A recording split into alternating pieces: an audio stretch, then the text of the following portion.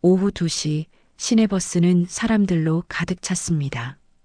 버스가 흔들릴 때마다 서 있는 사람들은 손잡이를 꽉 잡았습니다. 박상철 할아버지는 왼쪽 다리를 절뚝이며 버스 중앙부에 있는 노약자석을 향해 천천히 걸었습니다. 그의 다리는 40여 년 전 입은 상처 때문에 오래 서 있는 것이 고통스러웠습니다. 저기 자리가 있군. 박상철 할아버지는 노약자석을 발견하고 안도의 한숨을 내쉬었습니다. 하지만 그가 다가가자 노약자석에는 이미 누군가 자리를 차지하고 있었습니다. 목까지 올라오는 용 문신의 팔뚝에는 거미줄 문신이 그려진 건달이었습니다. 그는 머리를 삭발하고 귀걸이를 여러 개 달았으며 날카로운 눈매와 일그러진 미소가 위협적인 분위기를 풍겼습니다. 그는 다리를 쭉 뻗고 일부러 자리를 크게 차지한 채 귀에 이어폰을 꽂고 버스 안을 거만하게 둘러보았습니다. 죄송합니다만 노약자석인데 자리 좀 양보해 주시겠어요? 박상철 할아버지는 공손하게 말했습니다. 건달은 이어폰을 한쪽만 빼고 건방진 표정으로 쳐다보았습니다. 그의 눈빛에는 조롱하는 기색이 역력했습니다. 뭐라고요? 못 들었는데요. 여기가 노약자석이라 자리를 양보해 주시면 고맙겠습니다. 박상철 할아버지는 다시 한번 부탁했습니다. 왼쪽 다리가 아파오기 시작했고 버스가 흔들릴 때마다 중심을 잡기 어려웠습니다. 건달은 코웃음을 치더니 큰 소리로 웃었습니다. 그의 팔뚝 근육이 움직일 때마다 문신이 일렁였습니다. 아이고, 절뚝거리는 노인네야. 내가 왜 비켜줘야 돼? 먼저 앉은 사람이 임자 아냐? 다리가 아프면 택시를 타던가. 왜 여기 와서 나이 많다고 유세야? 건달은 목소리를 높였습니다. 그의 목소리에는 오만함이 가득했습니다. 노약자석이라고 무조건 비켜줘야 하는 법 있어? 나도 피곤하다고. 박상철 할아버지의 얼굴이 붉어졌지만 그는 침착함을 유지했습니다.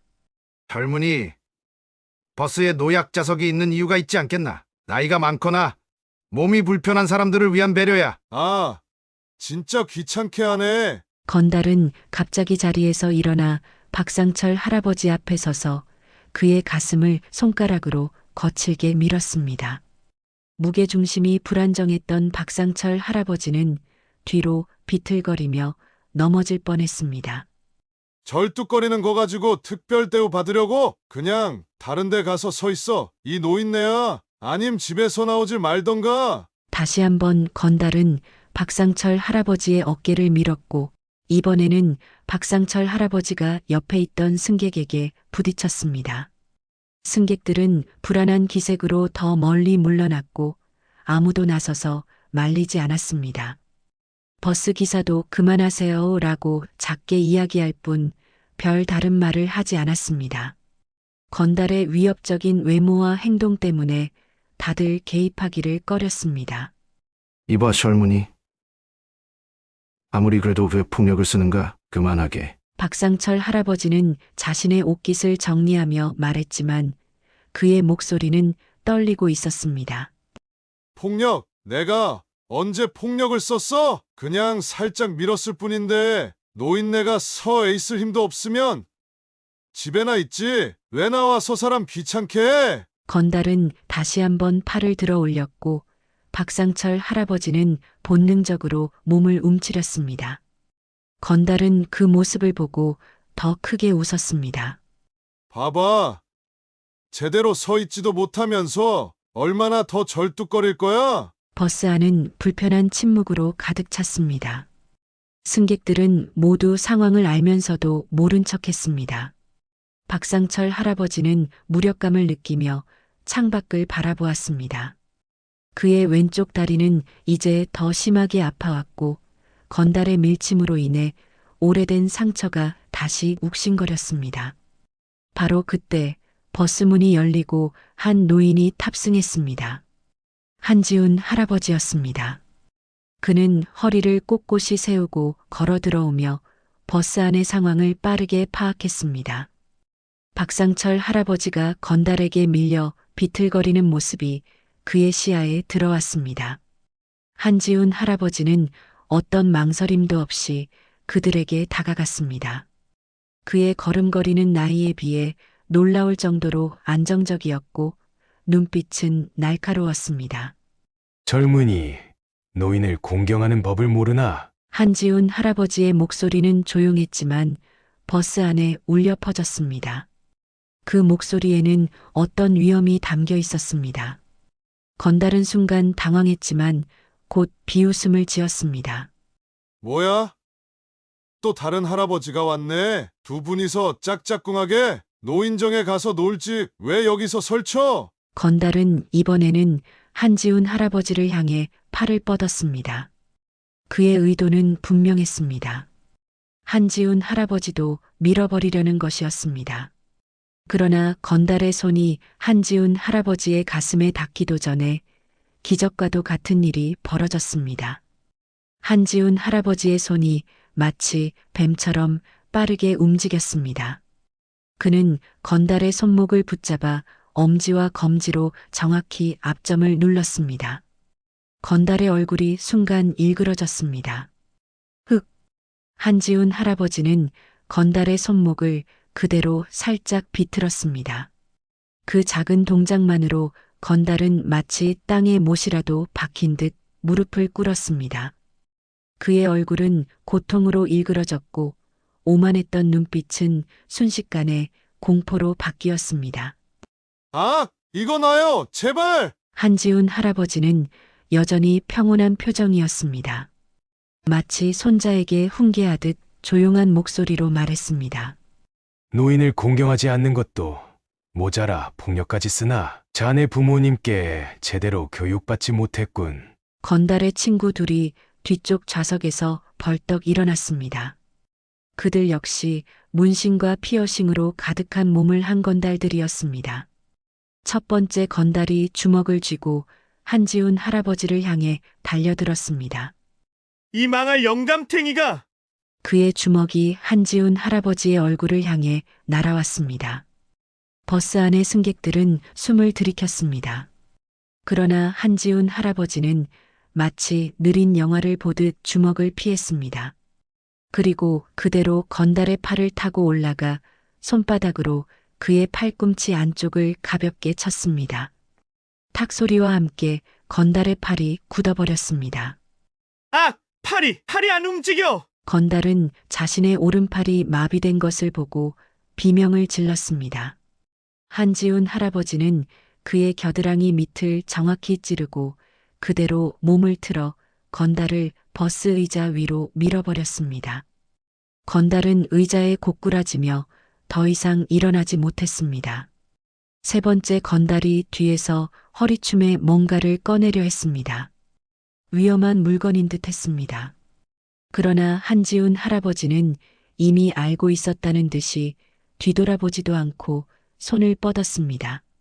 그의 손가락 두 개가 건달의 손목 부분을 정확히 찔렀고 건달의 손에서 주머니 칼이 철컥 소리와 함께 바닥으로 떨어졌습니다. 아! 손가락이 마비됐어!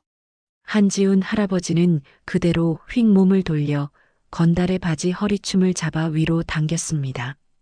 건달의 팬티가 그대로 드러나며 그는 창피함과 고통으로 몸을 웅크렸습니다. 한지훈 할아버지는 그의 목덜미를 정확히 짚어 탁 소리가 나게 쳤고 건달은 그대로 의식을 잃을 듯 비틀거렸습니다. 단 10초도 되지 않는 시간 동안 3명의 건달은 모두 제압되었습니다. 한 명은 무릎을 꿇은 채 손목이 비틀어져 움직이지 못했고 다른 한 명은 의자에 쓰러져 마비된 팔을 부여잡고 있었으며 마지막 한 명은 팬티가 보이는 채로 목덜미를 잡고 고통스러워했습니다. 버스 안의 모든 승객들은 입을 다물지 못했습니다. 어떤 사람들은 몰래 핸드폰으로 영상을 찍기도 했습니다. 72세 노인이 3명의 건장한 건달들을 종이 인형처럼 가볍게 다루는 모습은 마치 영화 속 장면 같았습니다. 우리 내려요! 제발 내려야 해요! 다음 정류장에 세워주세요. 건달들은 겁에 질려 외쳤습니다. 버스가 다음 정류장에 멈추자 그들은 서로를 부축하며 황급히 버스에서 내렸습니다. 팬티가 보였던 건달은 바지를 부여잡은 채 뛰어내렸고 팔이 마비된 건달은 절뚝거리며 따라갔습니다. 내리면서도 계속 뒤를 돌아보는 그들의 눈에는 공포가 가득했습니다. 한지훈 할아버지는 마치 아무 일도 없었다는 듯 옷깃을 정리하고 노약자석을 가리켰습니다. 앉으시지요, 선생님. 박상철 할아버지는 놀란 표정으로 한지훈 할아버지를 바라보았습니다. 그의 눈에는 경외심이 가득했습니다. 그는 감사의 말을 중얼거리며 노약자석에 앉았습니다. 한지훈 할아버지는 옆자리에 조용히 앉았습니다. 버스 안은 다시 조용해졌지만 이번에는 불편한 침묵이 아닌 경외심 어린 정적이었습니다. 몇몇 승객들은 한지훈 할아버지를 향해 고개를 숙여 존경을 표했습니다. 그가 보여준 무술 실력은 분명 오랜 세월 갈고 닦은 것이 분명했고 누구도 노인에게서 찾아볼 수 없는 놀라운 기술이었습니다. 버스는 다시 평온을 되찾았습니다. 건달들이 내린 후 다른 승객들은 간간히 한지훈 할아버지를 향해 감사와 존경의 눈빛을 보냈습니다. 노약자석에 나란히 앉은 두 노인은 조용히 창밖을 바라보았습니다. 정말 감사합니다. 저를 도와주셔서요. 박상철 할아버지가 먼저 입을 열었습니다. 그의 목소리에는 진심 어린 고마움이 담겨 있었습니다. 별 말씀을요. 당연한 일을 했을 뿐입니다. 한지훈 할아버지는 담담하게 대답했습니다. 저는 박상철이라고 합니다. 근처 삼성의원 원장이에요. 한지훈입니다. 그냥 동네 할아버지죠. 두 사람은 가볍게 목례를 나누었습니다. 버스가 다음 정류장에 도착했고 한지훈 할아버지가 일어났습니다. 여기서 내려야 합니다. 저도 이번 정류장에서 내려요. 성신 아파트 방향으로 가시나요? 한지훈 할아버지는 놀란 표정으로 박상철 할아버지를 바라보았습니다. 네, 그쪽으로 갑니다만. 저도 같은 방향이네요. 괜찮으시다면 함께 걸을까요? 두 노인은 버스에서 함께 내렸습니다. 박상철 할아버지는 여전히 왼쪽 다리를 절뚝이며 걸었고 한지훈 할아버지는 자연스럽게 그의 걸음에 맞추었습니다. 그들은 천천히 아파트 단지를 향해 걸었습니다. 한지훈 할아버지는 박상철 할아버지의 걸음걸이를 살펴보다가 조심스럽게 물었습니다. 실례지만 다리가 많이 불편하신 것 같은데 오래된 상처인가요? 박상철 할아버지는 잠시 걸음을 멈추고 자신의 왼쪽 다리를 내려다보았습니다. 그의 얼굴에 옅은 미소가 번졌습니다. 네. 40년 전 일이에요. 사실 이 다리는 제게 특별한 의미가 있습니다. 한지훈 할아버지는 호기심 어린 표정으로 기다렸습니다. 저희 가족이 북한에서 탈출할 때 생긴 상처입니다. 이 말에 한지훈 할아버지의 발걸음이 살짝 멈칫했습니다. 하지만 그는 곧 아무렇지 않은 듯 걸음을 이어갔습니다. 북한에서 오셨군요. 네. 제가 17살 때였어요. 아버지가 과학자셨는데 한국으로 망명하기로 결심하셨죠. 두 사람은 천천히 걸으며 이야기를 나누었습니다. 박상철 할아버지의 목소리에는 오래된 기억을 더듬는 듯한 감정이 묻어났습니다. 그때 우리를 도와준 한 군인이 계셨어요. 북파공작원이셨죠. 그분이 아니었다면 우리 가족은 절대 남한에 올 수 없었을 겁니다. 한지훈 할아버지의 표정이 미묘하게 변했습니다. 탈출 과정에서 북한군의 총에 맞았어요. 그 군인분이 저를 업고 달렸죠. 그분도 부상을 입으셨는데 그런 위험한 일을 겪으셨군요. 한지훈 할아버지의 목소리는 평온했지만 그의 눈빛은 깊은 생각에 잠긴 듯 했습니다. 사실 아직도 그분을 찾고 있어요. 박상철 할아버지가 갑자기 말했습니다. 그의 눈에는 간절함이 묻어났습니다. 아버지의 유언이기도 했거든요. 우리를 구해준 그 군인을 꼭 찾아 은혜를 갚으라고 하셨어요. 20년 넘게 찾고 있지만 한지훈 할아버지는 발걸음을 천천히 옮기며 말했습니다. 40년이나 지났는데 그분을 찾기는 쉽지 않을 텐데요. 네, 하지만 포기할 수 없어요. 그분은 저희 가족을 구해준 생명의 은인이니까요. 그분 덕분에 제가 의사가 될 수 있었고 많은 생명을 구할 수 있었습니다. 한지훈 할아버지의 표정이 굳었습니다. 그는 더 이상 질문하지 않고 앞만 바라보며 걸었습니다. 침묵이 두 사람 사이에 내려앉았지만 그것은 불편한 침묵이 아니었습니다. 오래된 인연의 무게가 그 침묵을 채우고 있는 듯 했습니다.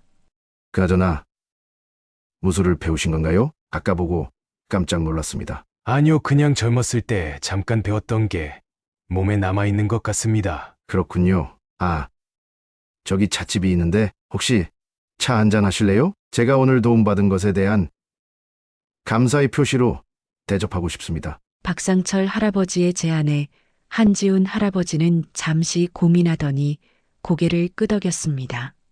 두 노인은 나란히 찻집으로 향했습니다.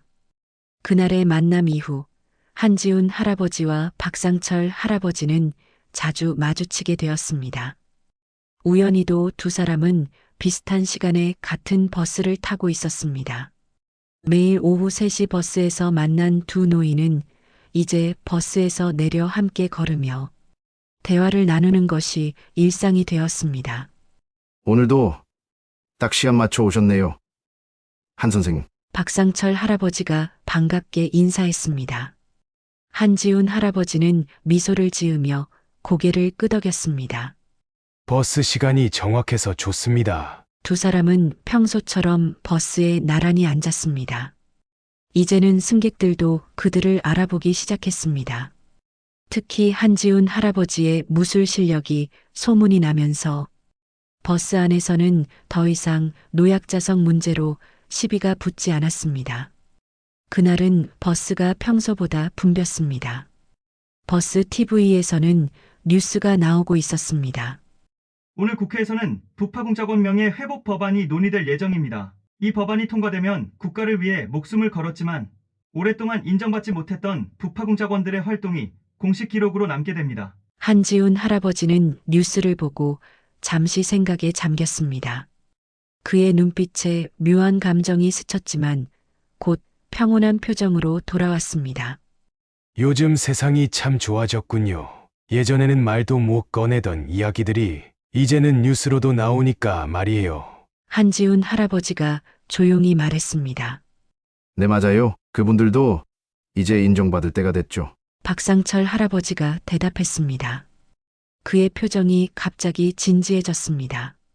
사실 이 뉴스 때문에 또 생각이 나서요. 어제 또 한 번 찾아봤어요. 무엇이요? 북파공작원 관련 기록이요. 이번 법안으로 더 많은 자료가 공개된다고 해서 혹시나 우리 가족을 구해준 두 분에 대한 단서가 있을까 해서. 한지훈 할아버지는 창밖을 바라보며 아무 말도 하지 않았습니다.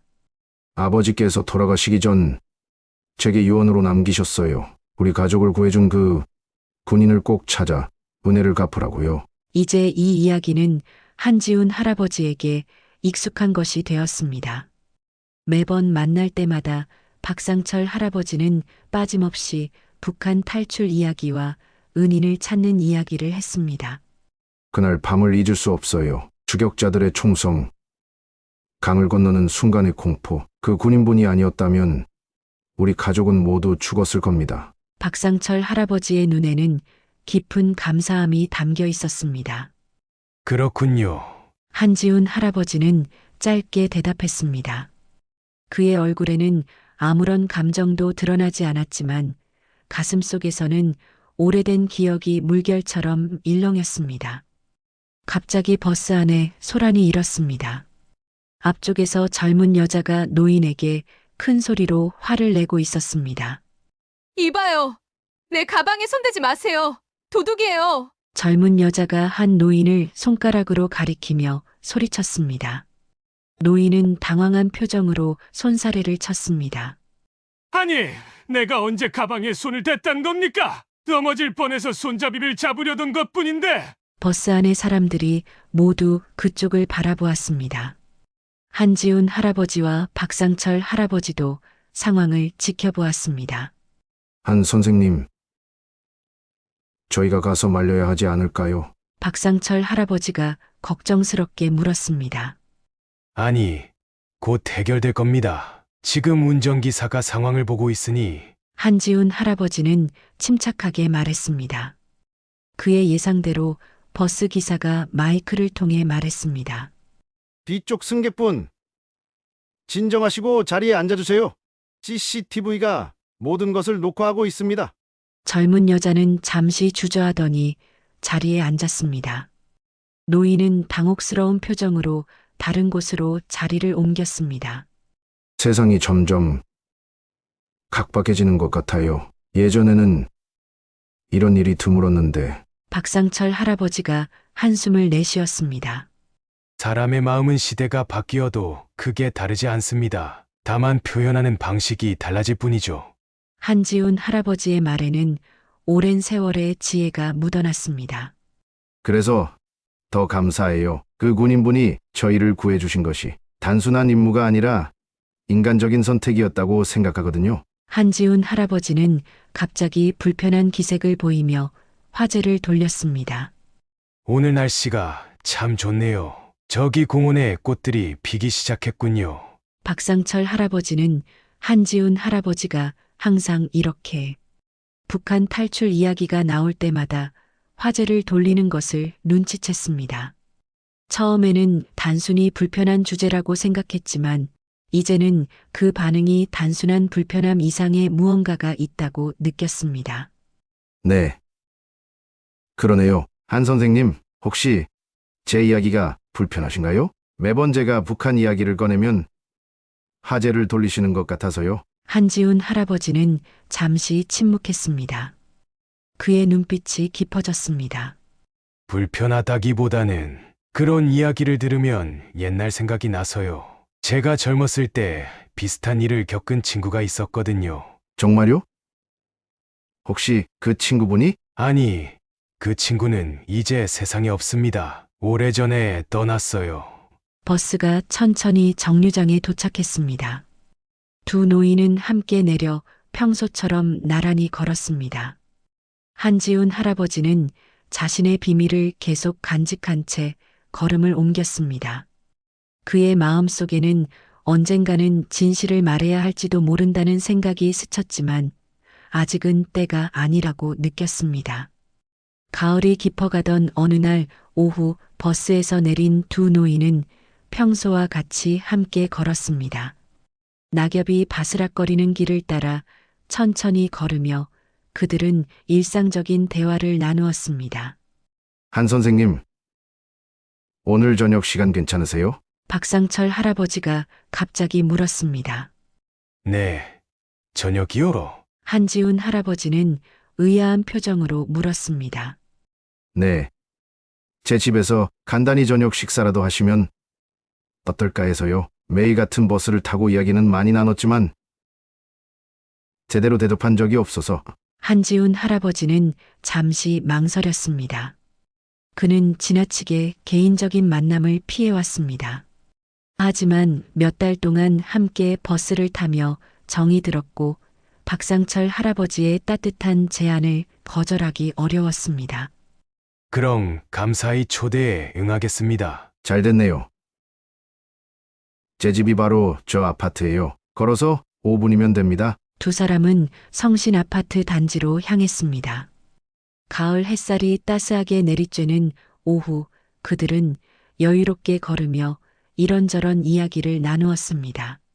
저는 혼자 살아요. 아내는 10년 전에 먼저 떠났고 아들은 미국에서 의사로 일하고 있습니다. 박상철 할아버지가 말했습니다. 저도 혼자 삽니다. 결혼은 하지 않았어요. 한지훈 할아버지의 대답은 항상 그랬듯 간결했습니다. 그들은 15층 아파트에 도착했습니다. 엘리베이터를 타고 올라가 박상철 할아버지의 집에 들어섰습니다. 넓고 정돈된 집안은 오랫동안 혼자 살았지만 깔끔하게 관리되고 있었습니다. 들어오세요. 편하게 계시고 저는 간단히 저녁 준비를 하겠습니다. 한지훈 할아버지는 거실 소파에 앉았습니다. 거실 벽면에는 여러 가족 사진들이 걸려 있었습니다. 그의 시선이 오래된 흑백 사진 한 장에 멈췄습니다. 그것은 젊은 박상철과 그의 부모님이 함께 찍은 사진이었습니다. 배경은 낮은 산과 작은 마을이 보이는 곳이었습니다. 한지훈 할아버지는 무심코 그 사진 앞으로 다가갔습니다. 그의 손이 미세하게 떨렸습니다. 부엌에서 나온 박상철 할아버지는 사진을 바라보는 한지훈 할아버지의 모습을 보았습니다.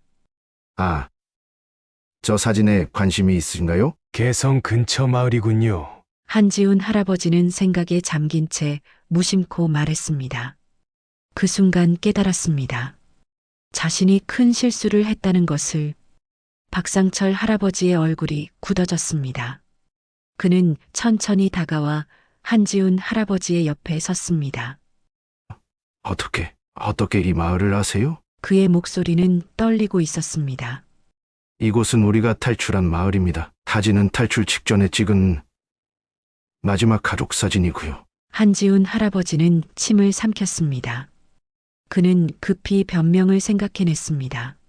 제가 예전에 지도를 많이 봐서 지형이 특이해서 기억나는 것 같습니다. 박상철 할아버지의 눈에는 의심의 빛이 가득했습니다. 그는 한지훈 할아버지의 얼굴을 뚫어져라 바라보았습니다. 개성 근처라고 정확하게 말씀하셨습니다. 이 마을 이름은 공식 지도에도 거의 나오지 않는 작은 마을입니다. 방 안의 공기가 무거워졌습니다. 한지훈 할아버지는 시선을 돌려 다른 사진들을 바라보았습니다. 가족분들이 참 행복해 보이네요. 아드님도 잘생기셨고. 박상철 할아버지는 한지훈 할아버지의 화제 전환을 알아차렸지만 더 이상 캐묻지 않았습니다. 아직 정확한 근거가 없기 때문입니다. 하지만 속으로 의심은 품고 있었습니다. 대신 그는 옆에 있는 앨범을 꺼내 한지훈 할아버지에게 건넸습니다. 여기 더 많은 사진이 있어요. 한국에 와서 새 삶을 시작한 우리 가족의 이야기죠. 한지훈 할아버지는 조심스럽게 앨범을 받았습니다. 그것은 박진호 가족의 한국 생활을 담은 앨범이었습니다.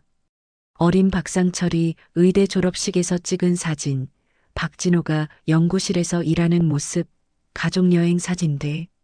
아버지는 과학자로서 한국의 의학 발전에 크게 기여하셨어요. 저도 아버지의 뜻을 이어 의사가 되었고요. 박상철 할아버지의 목소리에는 자부심이 묻어났습니다.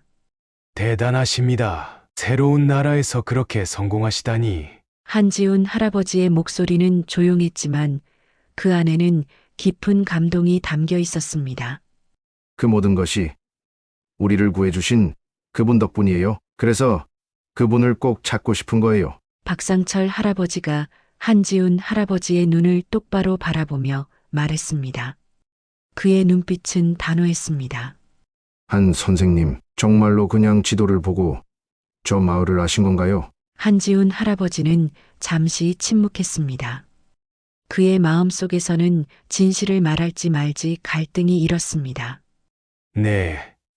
지도에서 본 것 같습니다. 제가 젊었을 때 여러 지역의 지도를 연구했거든요. 박상철 할아버지는 더 이상 추궁하지 않았지만 그의 눈빛은 여전히 의심에 차 있었습니다. 그는 앨범을 다시 받아 조심스럽게 책장에 넣었습니다. 저녁 식사할 시간이네요. 부엌으로 오시죠. 두 사람은 식탁에 마주 앉았습니다. 박상철 할아버지가 준비한 소박하지만 정성 어린 식사가 오갔습니다. 대화는 자연스럽게 이어졌지만 공기 중에는 미묘한 긴장감이 감돌았습니다. 그렇게 소박한 집에서 저녁 식사가 끝났습니다. 정돈된 거실에는 군인 시절의 물건은 보이지 않았지만 벽에 걸린 작은 태극기가 눈에 띄었습니다. 두 노인은 식탁을 정리하고 거실로 자리를 옮겼습니다. 차 한잔 하시겠어요? 박상철 할아버지가 물었습니다. 네, 감사합니다. 식사가 정말 맛있었어요. 박상철 할아버지는 찻잔을 내어놓고 따뜻한 차를 따랐습니다. 두 사람은 조용히 차를 마시며 편안한 침묵을 즐겼습니다. 참 좋은 집이세요. 혼자 사시는데도 깨끗하게 정돈되어 있어서 놀랐어요. 감사합니다. 혼자 살더라도 깨끗이 살아야죠. 박상철 할아버지는 천천히 차를 마시다가 문득 진지한 표정을 지었습니다. 그는 결심한 듯 입을 열었습니다. 한 선생님, 며칠 전부터 계속 생각한 것이 있어요. 제가 계속 말씀드렸던 북한 탈출 이야기. 한지훈 할아버지의 손이 잠시 멈칫했지만 곧 평온한 표정으로 고개를 끄덕였습니다. 네, 그런데요? 아버지께서 돌아가시기 전에 저에게 말씀하신 게 있습니다. 저희를 구해준 군인은 오른손 엄지에 V자 흉터가 있었다고 하셨어요. 북한군의 총알이 스쳐 생긴 상처라고요. 한지훈 할아버지의 표정이 굳었습니다. 그는 무의식적으로 오른손을 소파 쿠션 아래로 움직였습니다. 그렇군요. 구체적인 단서가 있으시니 찾기가 더 수월하실 텐데요. 네. 그래서 최근에 한 분을 주의 깊게 지켜봤습니다. 그때 한지훈 할아버지는 떨리는 손으로 물 한 잔을 따르려다 실수로 컵을 떨어뜨렸습니다. 물이 바닥에 쏟아졌습니다. 죄송합니다. 괜찮습니다. 수건 가져오겠습니다. 박상철 할아버지는 서둘러 부엌으로 향했습니다. 한지훈 할아버지는 도우려 일어났지만 박상철 할아버지가 먼저 수건을 들고 돌아왔습니다. 한지훈 할아버지는 수건을 받아들고 바닥에 떨어진 물을 닦고 있었습니다. 그가 바닥을 닦는 동안 박상철 할아버지의 시선은 계속 한지훈 할아버지의 오른손 엄지에 닿았습니다. 그곳에는 희미하지만 분명한 비자 형태의 흉터가 보였습니다. 박상철 할아버지의 심장이 빠르게 뛰기 시작했습니다. 그는 아무 말도 하지 않고 한지훈 할아버지를 지켜보았습니다. 단순한 우연일 수도 있었습니다. 하지만 개성 근처 마을을 알았던 것, 북한 이야기를 꺼낼 때마다 화제를 돌렸던 것, 그리고 이제 비자 흉터까지 너무 많은 일치점이 있었습니다. 한지훈 할아버지가 바닥을 다 닦고 일어났을 때 그는 박상철 할아버지의 시선이 자신의 손에 고정되어 있는 것을 알아차렸습니다. 혹시 그 손의 흉터는 한지훈 할아버지는 대답하지 않았습니다. 그의 눈에서는 불안과 긴장이 읽혔습니다. 박상철 할아버지는 천천히 자리에서 일어나 자신의 가방으로 향했습니다. 그는 가방에서 낡은 물건을 꺼냈습니다.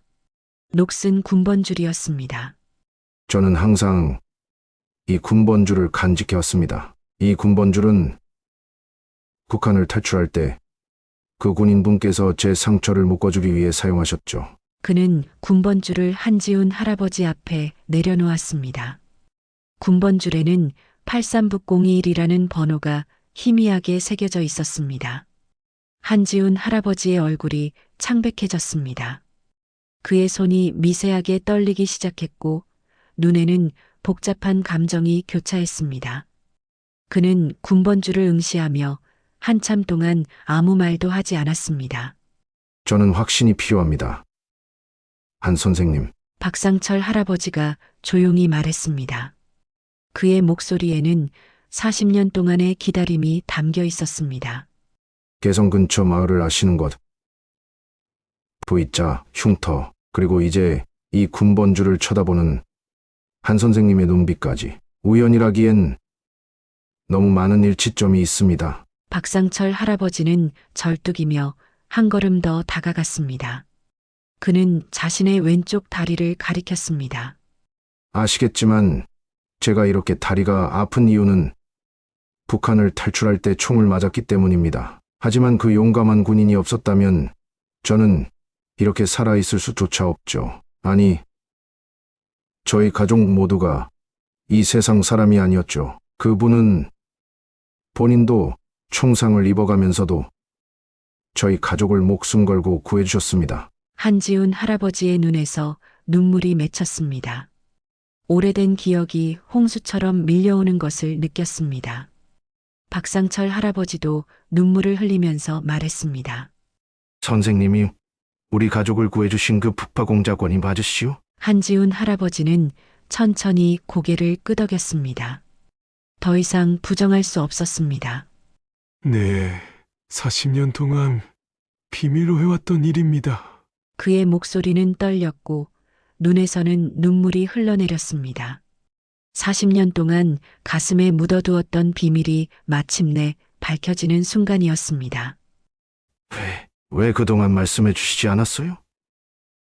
걔가 그렇게 오랫동안 찾아다녔는데 이렇게 바로 제 옆에 계셨는데. 비밀 작전이었기 때문입니다. 북파공작원의 신분은 국가기밀이었습니다. 그걸 발설하면 법적으로 처벌받을 수 있었어요. 한지훈 할아버지는 깊은 한숨을 내쉬었습니다.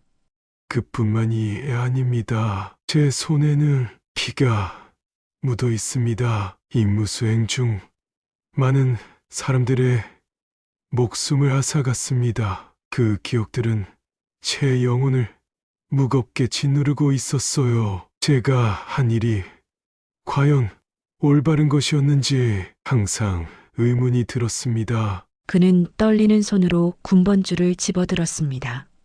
국가를 위한 일이었지만 때로는 무게를 감당하기 어려웠습니다. 그리고 인정받지 못했습니다. 저희는 그림자 속에서 살아야 했어요. 누구에게도 우리의 진짜 정체를 말할 수 없었죠. 박상철 할아버지는 서랍에서 낡은 봉투를 꺼냈습니다. 선생님을 찾기 위해 저는 이 10년 넘게 수소문을 했습니다. 한나면 이걸 꼭 전해드리고 싶었어요. 이것은 아버지가 남긴 편지입니다. 선생님을 찾으면 꼭 전해달라고 하셨어. 한지훈 할아버지는 떨리는 손으로 봉투를 받았습니다. 조심스럽게 편지를 꺼내 읽기 시작했습니다. 그것은 박진호가 임종 전에 쓴 편지였습니다. 그는 한지훈에게 깊은 감사를 표하며 그의 희생 덕분에 자신의 가족이 자유를 얻고 의미 있는 삶을 살 수 있었다고 썼습니다. 편지를 다 읽은 한지훈 할아버지의 눈에서는 눈물이 멈추지 않았습니다. 당신 아버지는 정말 용감한 분이었습니다. 목숨을 걸고 자유를 선택하신 분이었죠. 두 노인은 40년의 시간을 뛰어넘어 마침내 진실 앞에서 마주 보았습니다. 한지훈 할아버지는 오랫동안 자신이 한 일의 가치를 의심해왔지만 이제 그 앞에 살아있는 증거가 있었습니다. 그가 목숨을 걸고 구한 소년이 훌륭한 의사가 되어 수많은 생명을 구했고 이제 그의 앞에 서 있었습니다. 때는 1978년 9월 칠흑 같은 어둠이 내린 북한 국경 지역. 초가을의 밤 공기는 차가웠고 주변에는 나뭇잎 흔들리는 소리와 멀리서 들려오는 개 짖는 소리만이 간간히 들렸습니다. 젊은 나이에 한지훈은 어둠 속에 완벽하게 숨어 있었습니다. 그는 검은색 특수 복장을 입고 얼굴에는 위장 페인트를 발랐습니다. 쌍안경으로 주변을 살피며 그는 표적 지점을 확인했습니다.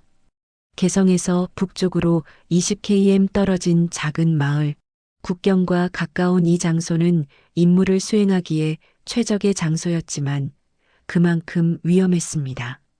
시간 정확히 맞춰야 한다. 22시 정각에 접선. 5분 이상 지체되면 포기하고 철수한다. 그는 속으로 임무 계획을 다시 한번 되새겼습니다. 그의 손목 시계는 21시 55분을 가리키고 있었습니다. 그는 수신호를 보내기 위해 작은 손전등을 꺼내 준비했습니다. 이 임무는 일반적인 정보 수집이나 파괴 공작이 아닌 특수 추출 작전이었습니다. 북한의 핵심 과학자 박진호와 그의 가족을 안전하게 한국으로 데리고 오는 것이 목표였습니다. 박진호는 북한의 중요 생화학 연구소에서 일하는 과학자로 귀중한 정보와 기술을 가지고 있었습니다. 그는 비밀리에 한국 정부와 접촉해 망명을 요청했고 그의 가족과 함께 안전하게 데려오는 임무가 한지훈에게 주어졌습니다.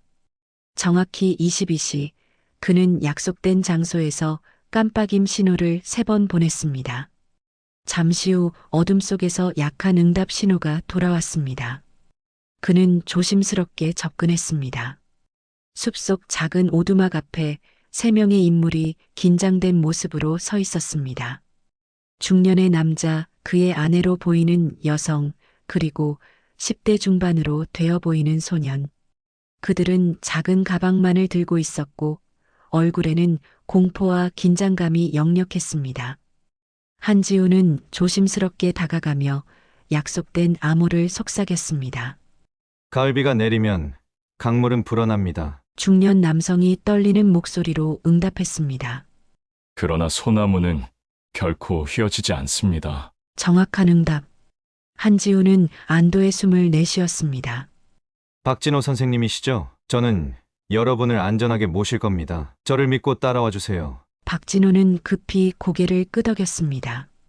그의 얼굴에는 깊은 주름이 패여 있었고 눈에는 공포와 결연함이 섞여 있었습니다. 이쪽은 제 아내 김미영이고 아들 상철입니다. 모두 준비됐습니다. 한지우는 소년 박상철을 바라보았습니다. 마른 체구의 소년은 겁에 질린 눈으로 주변을 살피고 있었습니다. 그의 얼굴에는 아직 어린 티가 남아 있었지만 눈빛은 이미 많은 것을 보고 겪은 듯 했습니다. 걱정 마십시오. 무슨 일이 있어도 끝까지 남한으로 모시겠습니다. 한지훈의 목소리는 부드럽지만 확신에 차 있었습니다. 그는 가족들에게 가까이 다가갔습니다. 이제부터는 제 지시에 정확히 따라주셔야 합니다. 소리는 최대한 내지 마시고 제 뒤를 바짝 따라오세요. 만약 위험 상황이 발생하면 제가 신호를 보낼 테니 그때는 즉시 엎드리셔야 합니다. 박진호의 아내가 불안한 목소리로 물었습니다. 정말 우리가 무사히 갈 수 있을까요? 한지우는 따뜻한 미소를 지으며 그녀의 어깨를 가볍게 두드렸습니다.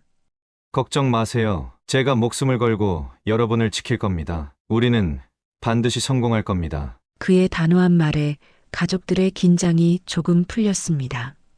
한지우는 소년 박상철에게 다가가 그의 어깨를 잡았습니다. 상철이 용감하게 행동해야 해. 앞으로 몇 시간이 너의 인생에서 가장 중요한 시간이 될 거야. 두려워도 괜찮아. 하지만 용기를 잃지 말고, 알겠지? 소년은 천천히 고개를 끄덕였습니다. 그의 눈에는 두려움 속에서도 결연한 의지가 보였습니다. 한지우는 주변을 다시 한번 살폈습니다. 어둠 속에서 그는 완벽한 경로를 계산하고 있었습니다. 그들이 국경을 넘기 위해서는 군 초소 2곳을 피해 강을 건너야 했습니다. 그리고 그곳에는 지뢰밭과 순찰병들이 있었습니다. 이제 출발하겠습니다. 제 뒤를 정확히 따라오시면 됩니다. 그리고 제가 밟는 곳만 밟으셔야 합니다. 한지우는 앞장서서 어둠 속으로 움직이기 시작했습니다. 그의 걸음은 마치 숲의 일부가 된 것처럼 소리 없이 진행됐습니다. 박진호 가족은 불안한 모습으로 그의 뒤를 따랐습니다. 작은 개울가에 다다랐을 때 한지우는 갑자기 멈춰서서 손을 들어 올렸습니다. 모두가 숨을 죽였습니다. 멀리서 군인들의 발소리가 들려왔습니다. 순찰되었습니다. 한지우는 재빨리 손짓하며 가족들을 키 큰 숲을 아래로 인도했습니다. 그들은 몸을 낮추고 기다렸습니다.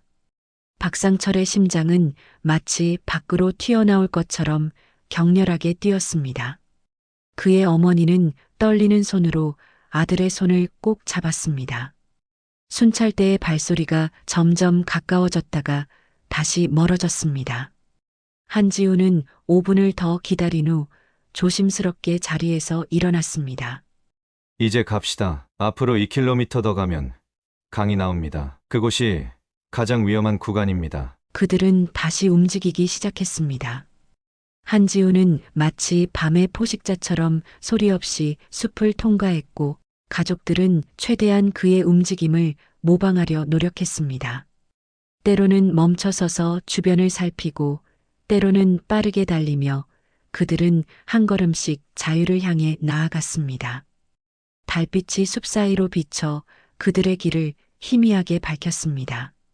한지훈의 얼굴에는 결연한 의지가 가득했고 그의 눈은 끊임없이 주변을 탐색했습니다.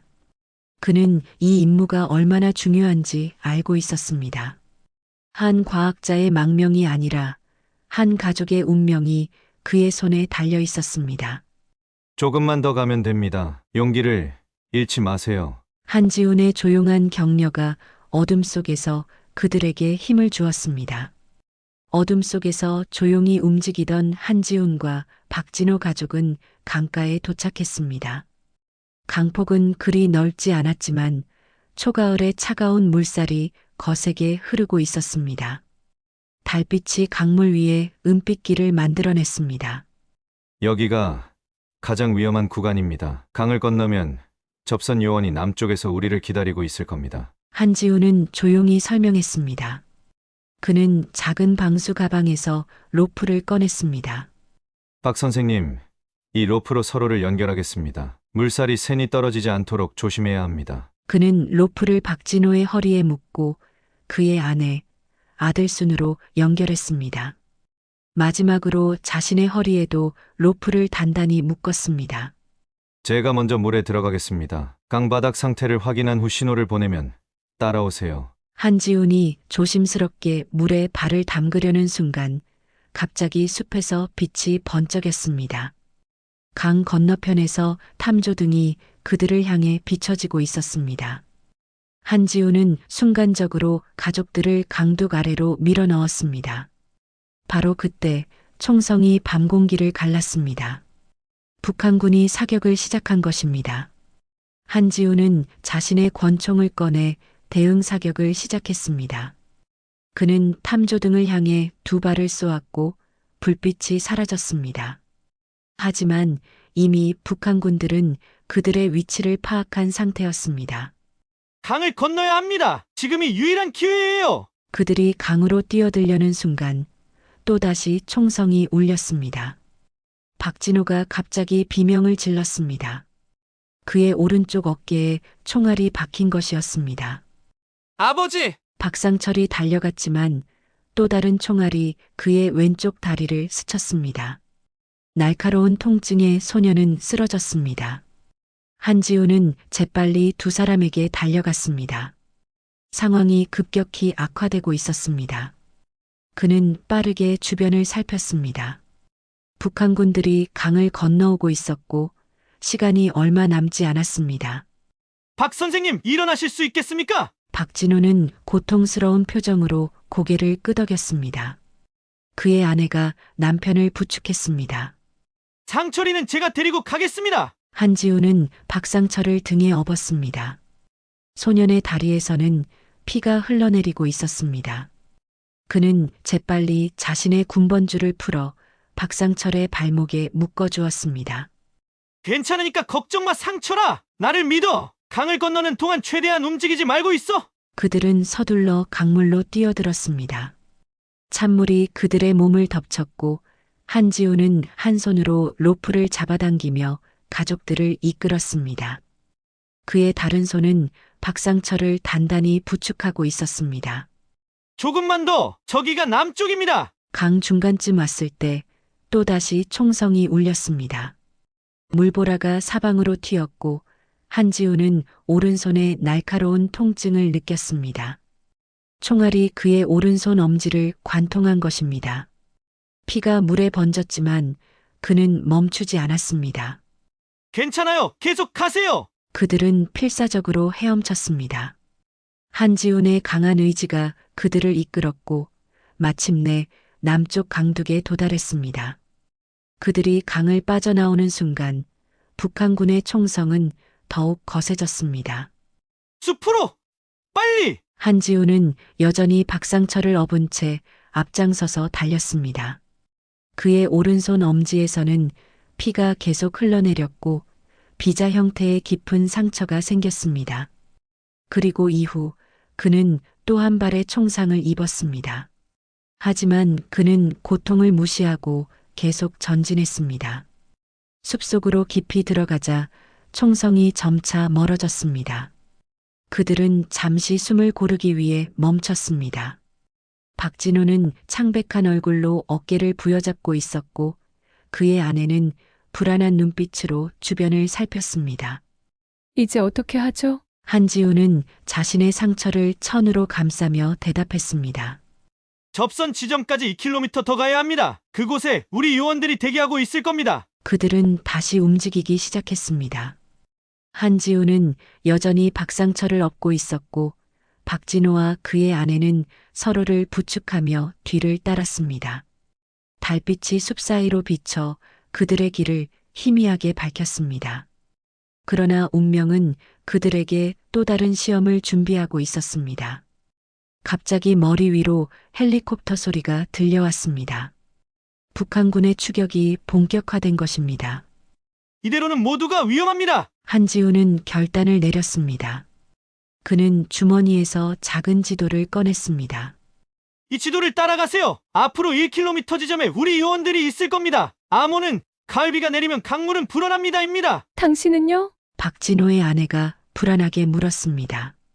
저는 추격자들의 주의를 다른 곳으로 돌릴 겁니다. 그래야 여러분이 안전하게 갈 수 있어요. 안 돼요. 함께 가야 해요. 박진호가 항의했지만 한지훈의 결심은 확고했습니다. 이것이 제 임무입니다. 여러분을 안전하게 모시는 것. 그것이 제 사명입니다. 그는 박상철을 조심스럽게 내려놓았습니다. 소년의 얼굴은 공포와 고통으로 일그러져 있었습니다. 상철아, 이제부터는 내가 가족을 지켜야 해. 용감하게. 알겠지? 소년은 눈물을 머금은 채 고개를 끄덕였습니다. 갈 수 있겠지? 네, 할 수 있어요. 박진호가 아들을 부축했고 한지우는 그들에게 마지막 인사를 건넸습니다. 서울에서 다시 만납시다. 그는 헬리콥터 소리가 들려오는 방향으로 뛰어갔습니다. 그의 발소리가 점점 멀어지며 박진호 가족은 지도를 따라 반대 방향으로 서둘러 움직였습니다. 한지우는 최대한 소리를 내며 헬리콥터의 주의를 끌었습니다. 그의 작전은 성공했고 헬리콥터는 그의 뒤를 쫓기 시작했습니다. 그는 숲속으로 깊이 들어가며 추격자들을 유인했습니다. 그 사이 박진호 가족은 필사적으로 전진했습니다. 박상철은 다리의 고통을 참으며 부모님을 따라갔습니다. 마침내 그들은 지도에 표시된 지점에 도착했고 약속된 암호를 말했습니다. 가을비가 내리면 강물은 불어납니다. 어둠 속에서 응답이 돌아왔습니다. 그러나 소나무는 결코 휘어지지 않습니다. 남한 요원들이 그들을 맞이했고 재빨리 준비된 차량으로 안내했습니다. 박진호 가족은 마침내 안전한 곳에 도착했지만 그들의 마음은 한지훈을 향해 있었습니다. 그 군인은 어디 있죠? 기다리지 않는 건가요? 박진호가 요원들에게 물었습니다. 걱정 마세요. 그는 최고의 요원입니다. 반드시 돌아올 겁니다. 하지만 그날 밤 한지훈은 돌아오지 못했습니다. 그는 북한군의 추격을 피해 다른 경로로 탈출해야 했고 그 과정에서 더 많은 부상을 입었습니다. 며칠 후 그는 간신히 남한으로 돌아왔지만 이미 박진호 가족은 보호시설로 이송된 후였습니다. 국가안보상의 이유로 그들의 정보는 기밀로 분류되었고 한지우는 그들의 행방을 알 수 없었습니다. 그리고 박진호 가족 역시 자신들을 구해준 군인의 이름조차 알지 못했습니다. 다만 상철의 기억 속에 엄지손가락의 흉터와 군번줄만이 남았을 뿐이었습니다. 그렇게 40년의 세월이 흐른 후에야 운명은 그들을 다시 만나게 했습니다. 노인이 된 한지훈과 의사가 된 박상철, 두 사람은 이제야 그날 밤의 진실을 마주하게 된 것입니다. 과거의 기억에서 현실로 돌아온 한지훈 할아버지의 눈에는 눈물이 가득했습니다. 40년 전에 그날 밤 목숨을 걸고 수행했던 임무의 기억이 생생하게 떠올랐습니다. 그 험난했던 탈출 과정, 총상을 입은 아픔, 그리고 가족들과 헤어지던 마지막 순간까지 거실에는 잠시 침묵이 흘렀습니다. 박상철 할아버지는 한지훈 할아버지의 손을 조심스럽게 잡았습니다. 선생님이 그날 밤 보여주신 용기와 희생이 없었다면 우리 가족은 지금 여기 없습니다. 그의 목소리는 감정으로 떨렸습니다.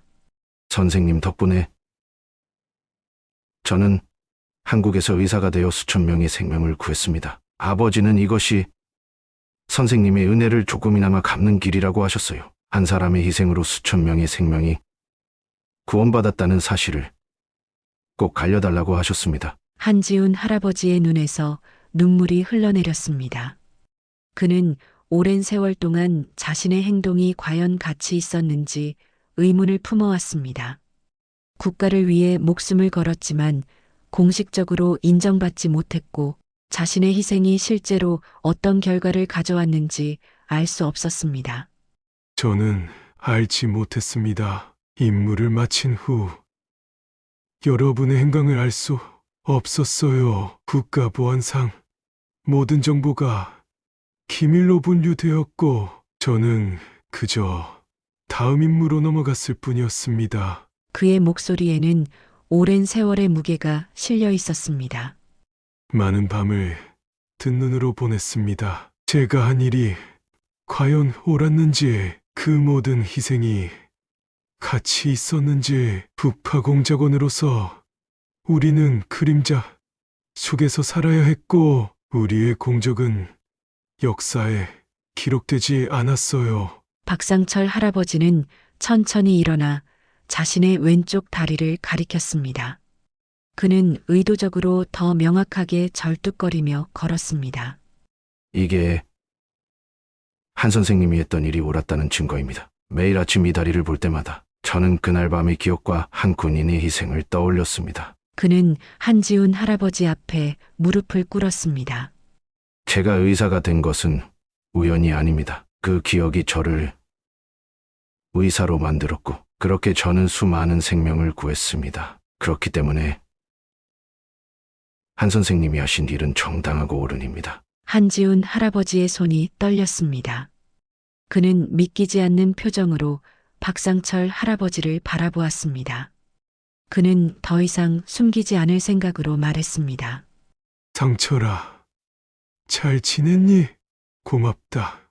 그렇게 말해줘서 보고 싶었구나. 한지훈 할아버지의 가슴 속에서 무언가가 녹아내리는 것 같았습니다.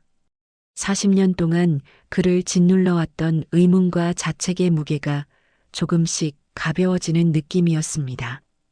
내 평생 이런 순간을 기다려왔는지도 모르겠구나. 그의 목소리는 감정으로 떨렸습니다.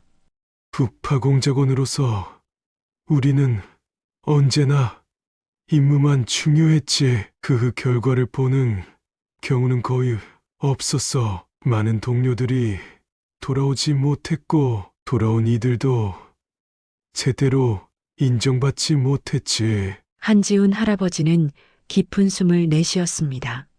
하지만 오늘 내가 이렇게 내 앞에 의사로서 멋지게 서 있는 걸 보니 모든 것이 가치 있었던 것 같구나. 박상철 할아버지는 한지훈 할아버지의 손을 꼭 잡았습니다. 선생님의 희생은 결코 헛되지 않았습니다. 저희 가족뿐만 아니라 제가 치료한 모든 환자들, 선생님의 용기가 만들어낸 선한 영향력은 계속해서 이어질 겁니다. 한지훈 할아버지의 얼굴에 감동의 미소가 번졌습니다. 평생 국가를 위해 살아왔지만 제대로 인정받지 못했던 그에게 이 순간은 그 무엇과도 바꿀 수 없는 보상이었습니다. 고맙다.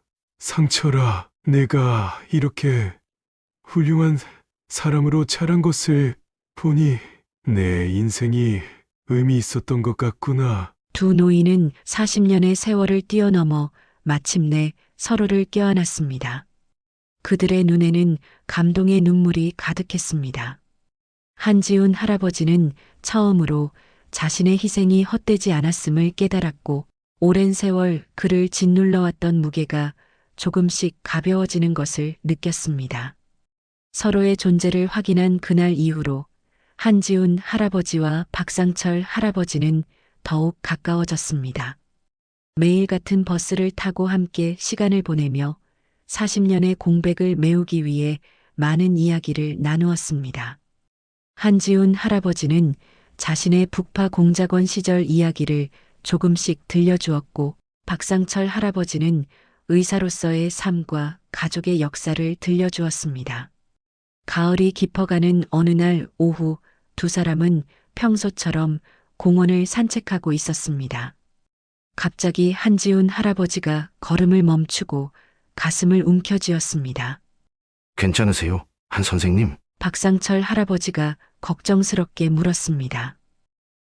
괜찮아. 그냥 잠시 숨이 차서. 그러나 한지훈 할아버지의 얼굴은 점점 창백해졌고 그의 호흡은 거칠어졌습니다.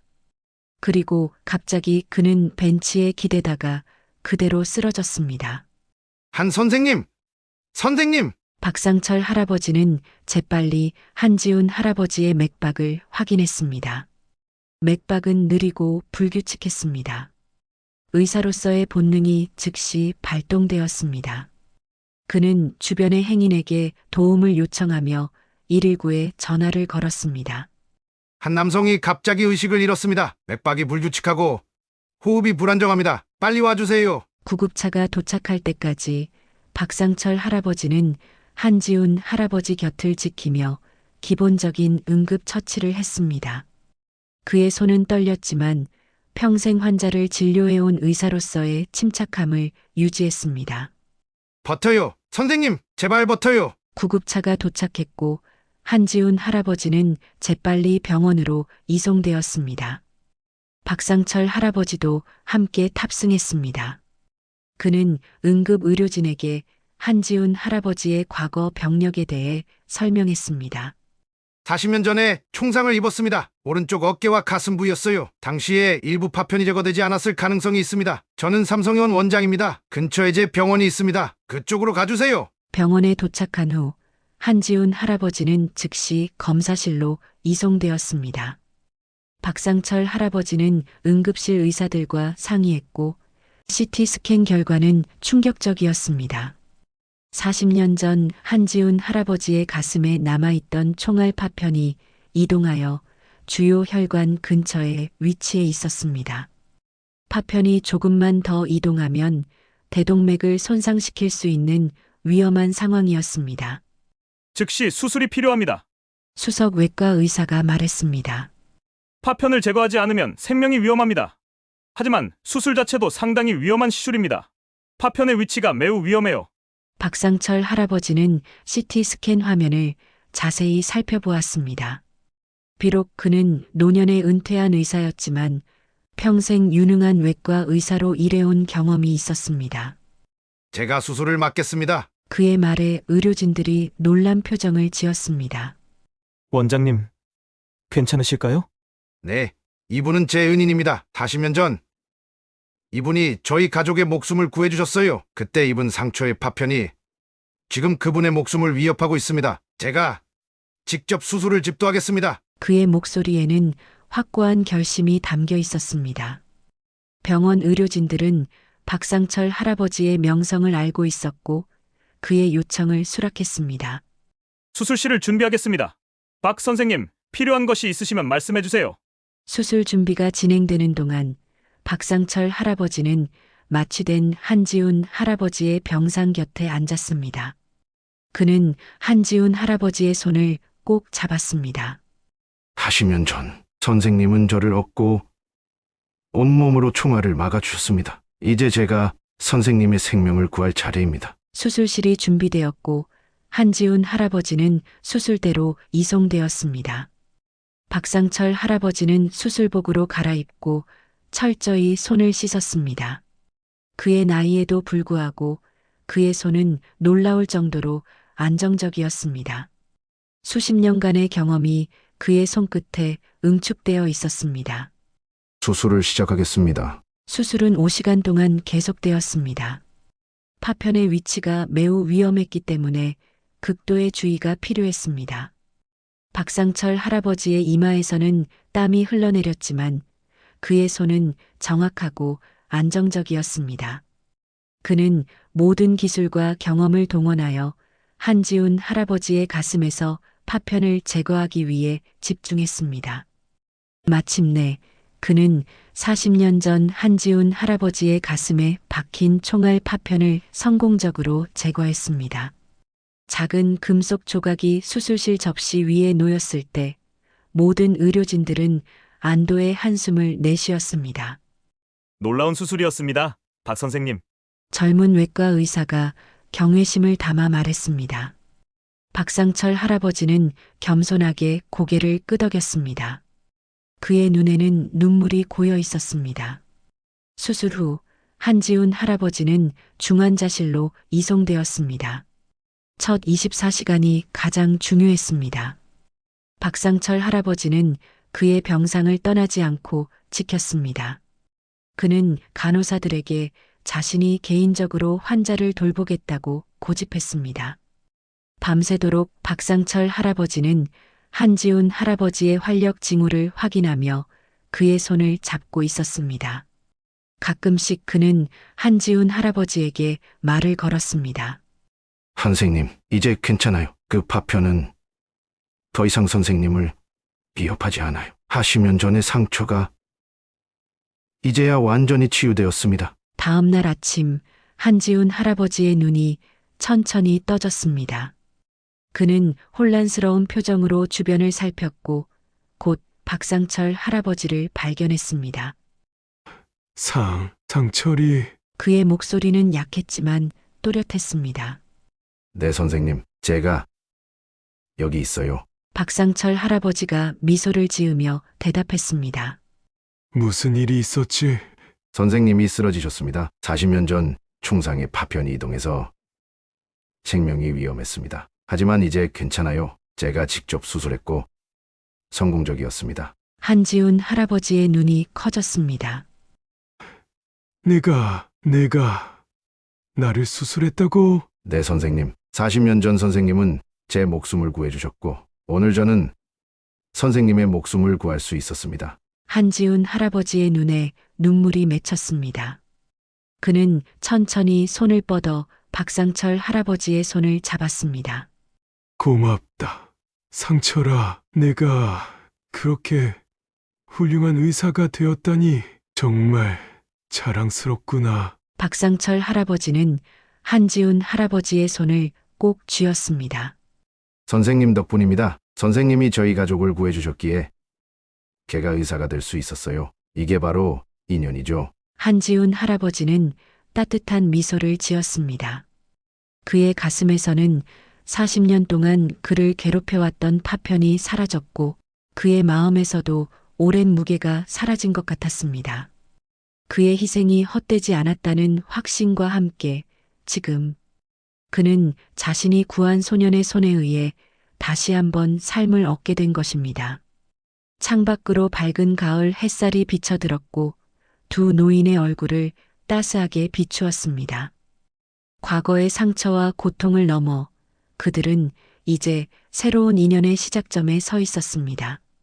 따스한 봄 햇살이 도시를 비추는 오후, 한지훈 할아버지는 병원에서 퇴원한 지 2달이 지났습니다. 수술 후 회복은 순조롭게 진행되었고 박상철 할아버지의 꾸준한 보살핌 덕분에 그는 이제 예전보다 더 건강한 모습으로 돌아왔습니다. 두 노인의 우정은 과거의 비밀이 드러난 후 더욱 깊어졌고 그들은 매일 같은 시간에 같은 버스를 타며 서로의 시간을 함께했습니다. 오후 3시 버스 정류장에서 만난 두 노인은 반갑게 인사를 나누었습니다. 오늘은 날씨가 참 좋네요. 한 선생님. 박상철 할아버지가 미소를 지으며 말했습니다. 그러게 봄이 깊어가니 공기도 좋아. 한지훈 할아버지도 환한 미소로 화답했습니다. 그의 얼굴에는 예전에 볼 수 없었던 평온함이 깃들어 있었습니다. 40년 동안의 비밀을 털어놓고 자신의 희생이 헛되지 않았음을 알게 된 후 그는 마치 무거운 짐을 내려놓은 것처럼 가벼워 보였습니다. 버스가 도착했고 두 노인은 천천히 버스에 올랐습니다. 버스는 평소보다 사람들로 붐볐습니다. 노약자석은 모두 젊은이들이 차지하고 있었습니다. 하지만 이번엔 달랐습니다. 박상철 할아버지가, 한지훈 할아버지가 버스에 탄 순간 노약자석에 앉아있던 젊은이들이 일제히 자리에서 일어났습니다. 할아버지, 여기 앉으세요. 그렇게 두 할아버지는 버스 창밖을 보며 많은 이야기를 나눴습니다.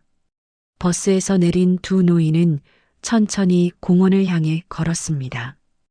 햇살은 따스했고 공원에는 많은 사람들이 휴식을 취하고 있었습니다.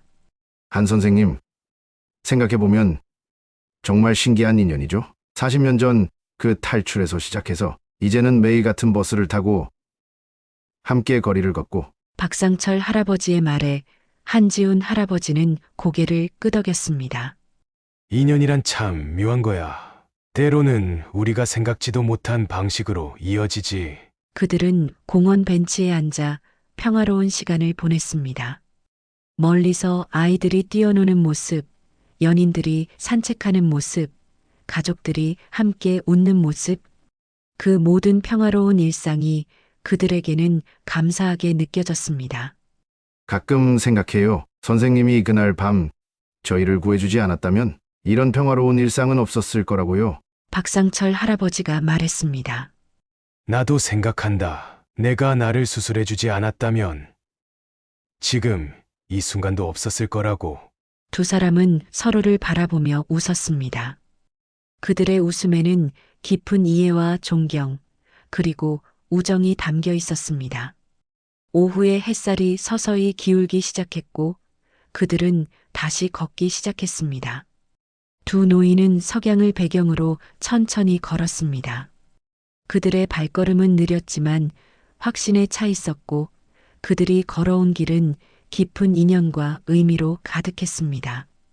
40년 전에 위험천만했던 탈출에서 시작된 그들의 인연은 이제 세상을 조금씩 변화시키는 작은 불씨가 되었습니다.